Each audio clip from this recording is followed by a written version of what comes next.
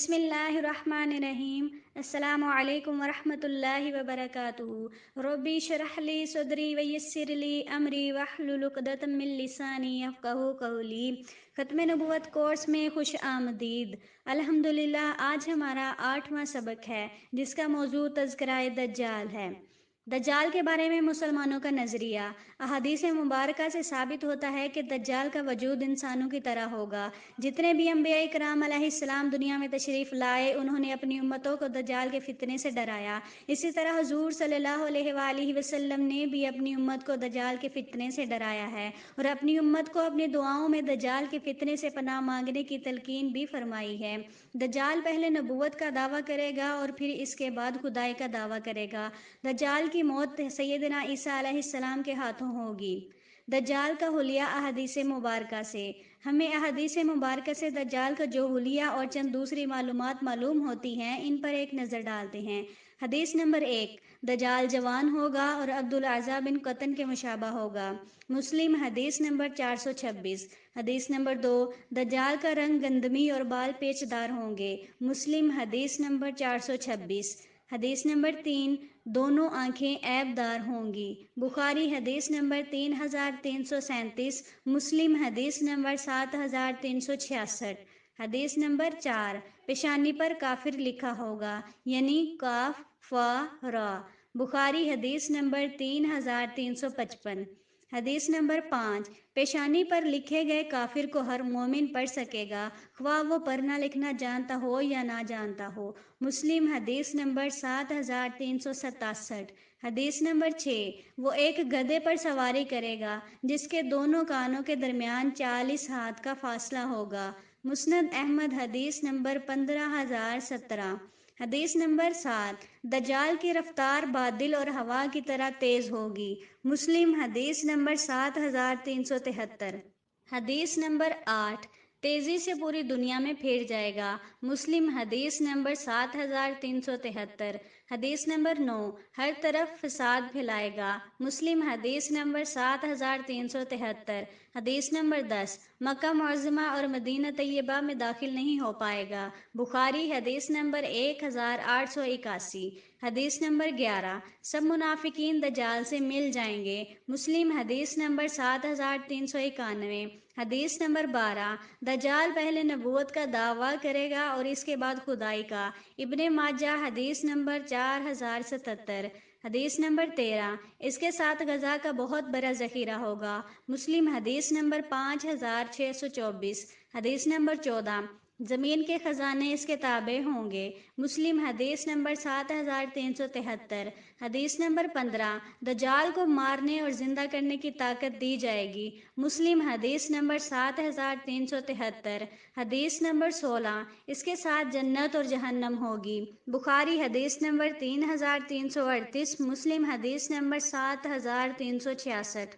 دجال کے متعلق مرزا غلام احمد قادیانیہ کا تضاد۔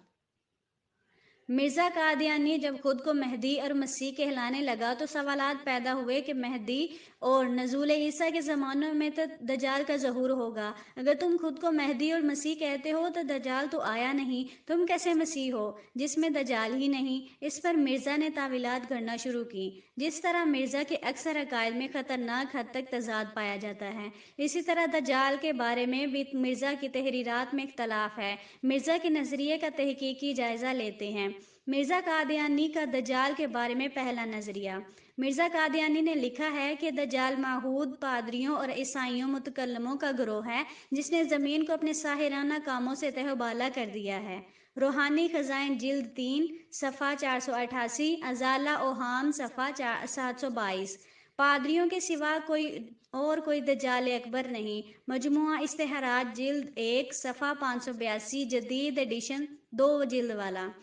دوسرا نظریہ، مرزا قادیانی نے لکھا ہے، ہمارے نزدیک ممکن ہے کہ دجال سے مراد با اقبال قومیں ہوں اور گدھا ان کا یہی ریل گاڑی ہو جو مشرق اور مغرب کے ملکوں میں ہزارہا چلتے ہوں۔ روحانی خزائن جلد 3 صفحہ 174، ازالہ اوہام صفحہ 146۔ تیسرا نظریہ، لغت میں دجال جھوٹوں کے گروہ کو کہتے ہیں جو باطل کو حق کے ساتھ مخلوط کر دیتے ہیں اور خلق اللہ کو گمراہ کرنے کے لیے مکر اور تلبیس کو کام میں لاتے ہیں۔ روحانی خزائن جلد 3 صفحہ 362۔ چوتھا نظریہ، واضح ہو کہ نظریہ دجال کے دجال اس گروہ کو کہتے ہیں جو جھوٹ کا حامی ہو اور مکر اور فریب سے کام چلائے۔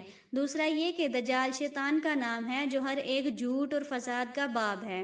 روحانی خزائن جلد 22 صفحہ نمبر 326، حقیقت الوحی صفحہ 313۔ پانچواں نظریہ، دجال کا بھی احادیث میں ذکر پایا جاتا ہے کہ وہ دنیا میں ظاہر ہوگا اور پہلے دعوی نبوت کرے گا، پھر خدائی کا دعوے دار بن جائے گا۔ روحانی خزائن جلد 17 صفحہ 233۔ چھٹا نظریہ، دجال سے مراد وہ فرقہ ہے جو کلام الہی میں تحریف کرتے ہیں یا دہریہ کے رنگ میں خدا سے لاپرواہ کرتے ہیں۔ روحانی خزائن جلد 17 صفحہ نمبر 233۔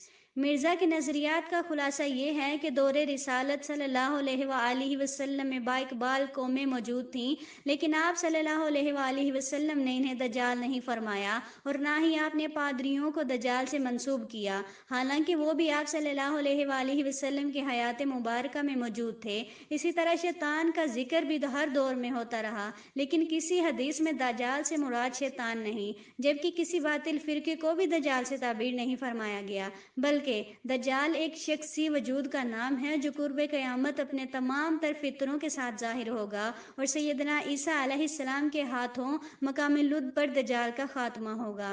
اس کے علاوہ مرزا قادیانی کے نظریات کا جائزہ لیں تو ہمیں کوئی ایک نظریہ بھی حدیث مبارکہ کے مطابق دجال کے متعلق بتائی ہوئی نشانیوں پر پورا اترتا نظر نہیں آتا۔ البتہ یہ خود واحد شخص ہے جس پر دجال کی کم و بیش نشانیوں صادق ہوتی دکھائی دیتی ہیں۔ مرزا قادیانی کا دجال کے ساتھ تقابل۔ نمبر 1، دجال بھی یہودی نسل ہوگا۔ مرزا قادیانی بھی یہودی نسل تھا۔ نمبر 2، دجال پہلے نبوت کا دعویٰ کرے گا اور اس کے بعد خدائی کا دعویٰ کرے گا۔ مرزا قادیانی نے بھی پہلے نبوت کا دعویٰ کیا اور اس کے بعد خدائی کا دعویٰ کیا۔ نمبر 3، دجال کے ساتھیوں کی تعداد بھی 70,000 ہوگی۔ مرزا قادیانی کے مرید کی تعداد بھی 70,000 تھی۔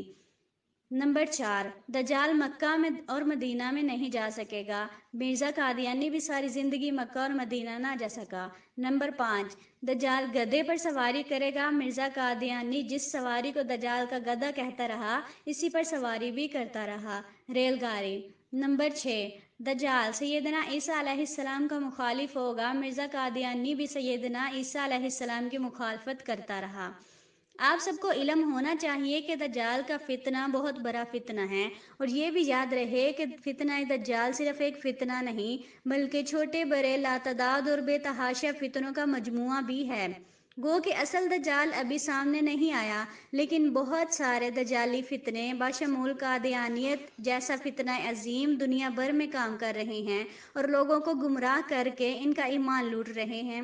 فتنہ قادیانیت ایسا مذموم فتنہ ہے جو سادہ لوگ مسلمانوں کو اسلام کا لبادہ اوڑھ کر گمراہ کر کے تباہ کر رہا ہے۔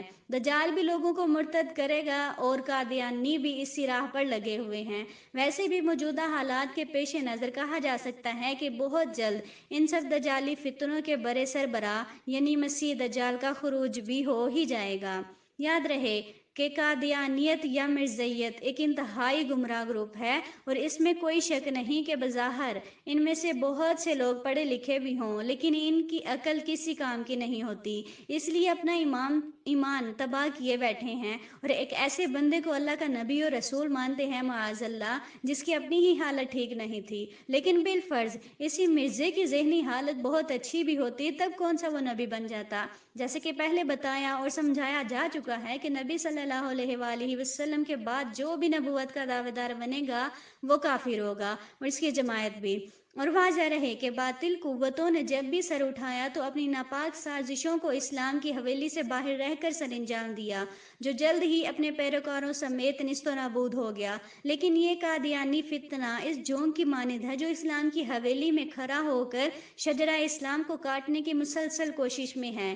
لہٰذا ضرورت اس امر کی ہے کہ ہمیں اس قدر ختم نبوت کے تحفظ پر کام کرنا ہوگا تاکہ ہدایت خداوندی ان کا مقدر بنے۔ آمین۔ اللہ تعالی ہمیں فہم دین اور تحفظ ناموس رسالت صلی اللہ علیہ وآلہ وسلم نصیب فرمائے، آمین۔ وآخر الدعوانا ان الحمد للہ رب العالمین، آمین۔ من جانب ایمان مہر علی شاہ قدس سورہ بہاول پور یونٹ۔